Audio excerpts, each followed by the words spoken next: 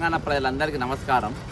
ఇప్పుడు మనం necklace road station వెనుక ప్రదీప్ కన్స్ట్రక్షన్స్ ఏదైతే మొన్న దినాన హైదరాబాద్లో మరి నోటీస్ ఇచ్చిండ్రో ఆ బిల్డింగ్ దగ్గర మనం ఉన్నాం.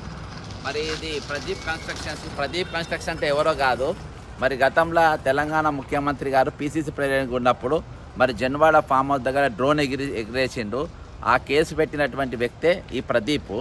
అయితే ఆయన మీద ఈ అపార్ట్మెంట్స్ మొత్తం కడుతుండు. ఇది వచ్చి అక్కడ హుస్సేన్ సాగర్ ఉంది, అవతల హుస్సేన్ సాగర్ పక్కన నెక్లెస్ రోడ్ ఉంది, నెక్లెస్ రోడ్ పక్కన స్టేషన్ ఉంది, ఆ స్టేషన్ పక్కన మనం ఇక్కడ ఉన్నాం. దీని పక్కన ముందు నాలా ఉంది, ఈ పక్కన పార్క్ హోటల్ ఉంది. మరి ఇవన్నీ కూడా సక్రమమైన కన్స్ట్రక్షన్స్, ఇవన్నీ కూడా ఎఫ్టీఎల్ లేవు. పక్కన ఉన్నది ఎఫ్టీఎల్ లేదంట, అటున్న ఎఫ్టీఎల్ లేదంట, ఇది ఒక్కటి మాత్రం ఎఫ్టీఎల్లో వచ్చిందంట. అయితే ఇప్పుడు విషయం ఏంటంటే మరి ఈయన బిల్డింగ్ అంతా అయిపోయింది కదా, ఇక నల్ల కలెక్షన్ల కోసం ఆక్యుపెన్సీ సర్టిఫికేట్ కోసం అని అప్లై చేసుకుండు హెచ్ఎండిఏలో. మరి ఆక్యుపెన్సీ సర్టిఫికేట్ కోసం అప్లై చేసుకున్నప్పుడు ఆక్యుపెన్సీ కమిషనర్ ఎవరు అనుకుంటున్నారు మీరు? ఎవరు ఐఏఎస్ కాదు, ఉదయ్ సింహారెడ్డి గారు ఉన్నారు. మరి ఇది ఎవరిది, ప్రదీప్ కన్స్ట్రక్షన్ ఎవరిది అని చెప్పి చెక్ చేస్తే అది గతంలో వీళ్ళిద్దరికి చిప్పకూడు తినిపించినటువంటి వ్యక్తికి సంబంధించినటువంటి ఫైల్. ఇమీడియట్గా దానికి తీయాలి, ఇది ఎఫ్టీఎల్లో ఉందని చూపించాలి, దాన్ని కూలగొట్టాలని ఇమీడియట్గా ఆర్డర్స్ రావడం, చకచకా జరిగిపోవడం, ఈరోజు వచ్చేయడం, నోటీసులు ఇవ్వడం, అన్ని చకాచక్. ఈరోజు రంగనాథ్ గారు ఇమీడియట్గా గాలిలో హైడ్రా కమిషనర్ గారు రంగనాథ్ గారు దిగిండ్రు. ఎందుకంటే హెచ్ఎండిఏ కమిషనర్ ఉదయ్ సింహారెడ్డి గారు చెప్పంగానే గాలిలో దిగేసిండ్రు, నోటీసులు వేసేసిండ్రు. ఇక దానిపైన ఇవ్వడం జరిగింది. 101% ఇది నేను కూలగొడతారని నేను అనుకుంటున్నా. ఎందుకు కూలగొడతారు అని నేను అనుకుంటున్నానంటే ఇది ఎందుకంటే ఇది వాళ్ళకి జైల్లో పంపినటువంటి వ్యక్తి. ఎందుకంటే ఈరోజు మరి ఒక యువరాణి కూడా దీని మీద స్టేట్మెంట్ ఇచ్చింది, లేదు ఇది కుటుంబకుడిగా నడిచినటువంటి వ్యవహారం కాబట్టి ఖచ్చితంగా యాక్షన్ తీసుకోవాలని చెప్పి చెప్తా ఉంటారు. ఇక అన్నీ బరాబర్, నాకు ఏ ఇబ్బంది లేదు. ఇది ఎఫ్టీఎల్లో ఉన్నది. ఇవ్వాలని ఒకటే స్ట్రేట్ క్వశ్చన్ ఒకటి హైదరాబాద్ని అడుగుతున్నా. ఇప్పటిదాకా మీరు ఎన్ని కన్స్ట్రక్షన్స్ కూలగొట్టిండ్రు, ఎన్ని చెరువులు మీరు దాన్ని క్రమబద్ధీకరించిండ్రు, వాటికి ఎన్ని చెరువులకు మీరు బఫర్ జోన్ ఫిక్స్ చేసిండ్రు, ఎన్ని వీటికి ఈరోజు మీరు ఎఫ్టీఎల్ ఇచ్చేసిండ్రు. ఒకవేళ చేస్తే ఈరోజు హైడ్రా ఆఫీస్ ఉన్నది, హైడ్రా ఆఫీసు మీద ఏదైతే ఉందో అది బఫర్ మన ఎఫ్టీఎల్ కిందికి రాదా? ఎఫ్టీఎల్ కిందికి లేదా? దాని కిందికెళ్ళి నాలా పోతుంది. కొత్తగా ఆ కన్స్ట్రక్షన్ కిందికెళ్ళి అక్కడికెళ్ళి నాలా పోతుంది. అర్థమైందా? బాజాబ్ నాలా మీదికెళ్ళి కట్టేసింది అది బాజాబ్ అక్కడ ముందు సైడ్. అంటే ఈరోజు దీన్ని నేను అనేది ఏంటంటే మీరు పద్ధతి ప్రకారం పనిచేయాలంటున్నా, ఒక రూల్ ప్రకారం పనిచేయాలనుకుంటున్నా, చేయాలి అని నేను అనుకుంటున్నా. ఈరోజు ఇవన్నీ దాటుకుంటూ వచ్చి మీరు దీని కిందికి వెళ్ళిపోయినా అది ఎప్పుడో మళ్ళీ మీ ఇల్లు గురించి అడుగుతానేమో ఎప్పుడో 40 ఏళ్ళ కింద కట్టిన ఇల్లు అని చెప్పి మీరు చెప్తా ఉంటారు. మరి అది ఇక్కడ నాలా ఉందా లేదా? ఇప్పుడు బరాబర్ నాలా అట్నే ఉన్నది.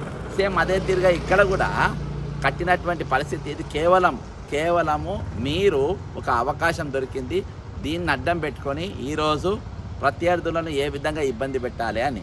ఇప్పుడు అటు దిక్కు టచ్ చేయకుండా, పక్కన ఏ బిల్డింగ్ టచ్ చేయకుండా ఇది ఒకటే ఎఫ్టీఎల్లో ఉందని కొడితే చూసేవాళ్ళు ఏమనుకుంటారు? నిజంగా హైడ్రా అనేది పారదర్శకంగా పనిచేస్తుందని అనుకుంటారా? ఎవరు అనుకునే పరిస్థితి ఉందా? 101% అనుకోరు. ఎందుకనంటే ఇక్కడ నువ్వు ఎఫ్టీఎల్ ఫిక్స్ ఎక్కడ చేసినావు, ఎక్కడ కనబడుతుంది? ఇక్కడ ఎఫ్టీఎల్ ఎక్కడ ఉన్నది చెప్పండి.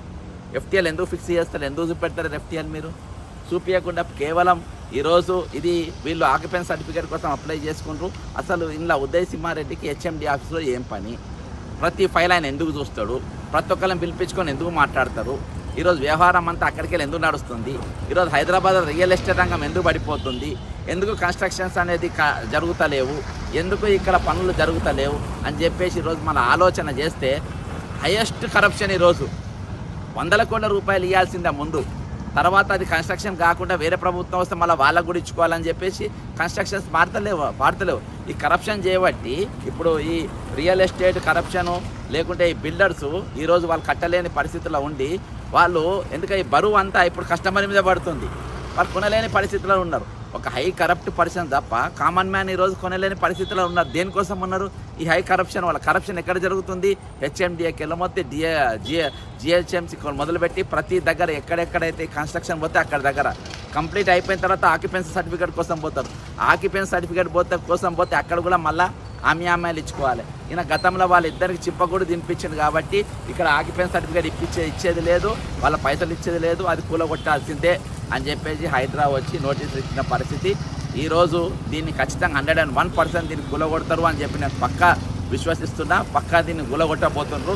అందుకని ఒకసారి ఇక్కడ చేసి కూలగొట్టినాక మనం మళ్ళా వద్దాం. ఇది కూలుతుంది. కూలిన తర్వాత మరి పక్క ఎట్లా కడుతుండ్రు, ఇది ఎట్లున్నది, అది ఎట్లుంది, దాని గురించి కూడా పక్క మాట్లాడదాం. అయితే ఇప్పుడు రేవంత్ రెడ్డి గారు అసలు మీరు ఈ హుస్సేన్ సాగర్కు FTL ఫిక్స్ చేసిండ్రా? నేను గతంలో సెక్రటరియట్కు ఆర్బీఎక్స్ స్టిక్కర్ వేసిన, ఎందుకంటే అది FTLలో ఉందని. అదేంటే GHMస్కి స్టిక్కర్ వేసిన, అది FTLలో ఉందని. దీనికి అసలు మీరు మన ఐమాక్స్ కట్టినరు, అది FTLలోనే ఉంది. కాబట్టి ఇవన్నీ కూడా ఈరోజు FTLలో పెట్టుకొని కేవలం ఒకదాన్ని టార్గెట్ చేయడం అంటే దాని వెనుక ఉన్న అర్థం ఏందని చెప్పేసి ఈరోజు నేనే కాదు, తెలంగాణ ప్రజలు, హైదరాబాద్ ప్రజలు అందరూ కూడా మరి ఇక్కడ తెలంగాణలో ఏం చట్టం నడుస్తుంది, ఏం రాజ్యాంగం నడుస్తుందని. కాబట్టి అవన్నీ కూడా మీరు చేసేది 100% తప్పు. ఇక మీ అధికారం రాము. మమ్మల్ని చుప్పకూడు తినిపించిన వాళ్ళ మీద మేము పగ తీర్చుకుంటాము, మమ్మల్ని లోపటేపించిన వాళ్ళ మీద పగ తీర్చుకుంటాము. కాబట్టి ఈరోజు మాకు అవకాశం దొరికింది కాబట్టి ఈ బిల్డింగ్ ఖచ్చితంగా కూలగొట్టి తీరుతామన్నారు. ఇలా ఆల్రెడీ కొన్ని వందలాది కుటుంబాలు ఆల్రెడీ వాళ్ళు పైసలు ఇచ్చిండ్రు.